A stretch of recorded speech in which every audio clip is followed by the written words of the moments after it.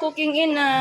Ito na, magluluto tayo ng adobo. Minarinate ko na siya sa toyo at pamintang buo. Tapos ito, patatas. Ito, pinagbalatan ng itlog. Ito, meron akong bawang, sibuyas, tapos itlog. Yung suka na sa gilid. So, simulan na natin magluto. Ayan na, magpapainit na tayo ng kawali. Unahin, syempre, kailangan din natin ng mantika dito kasi paano din makaluto ulit ng mantika. Ayan. Mainit na yung kawali. Kawali? Kasirola pala yan. Mga cooking na, sa punto nito, mainit na yung ating kasirola. Ilalagay na natin ang ating sibuyas.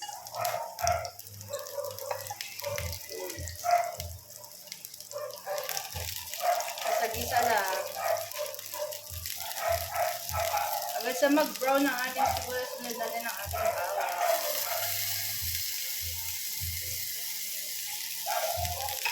Sunod ko na rin yung patatas. Sinipin ko na rin yung patatas.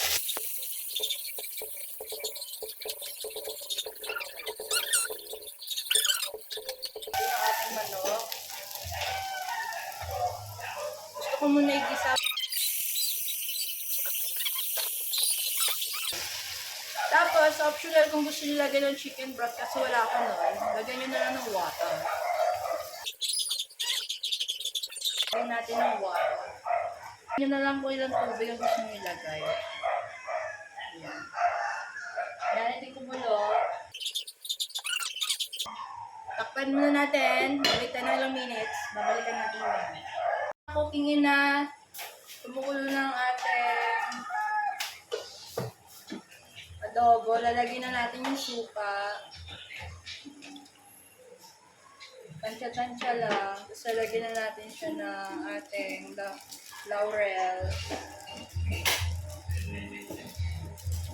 Kaya lang natin yung kumulo. Cookingin na. Kumulo na yung suka.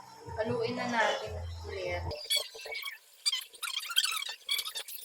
Optional lang yung paglalagay ng sugar, mga ina. Mga lang, dalawa.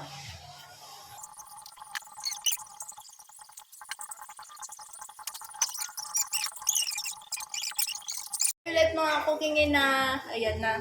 Ilalagay ko na yung itlog.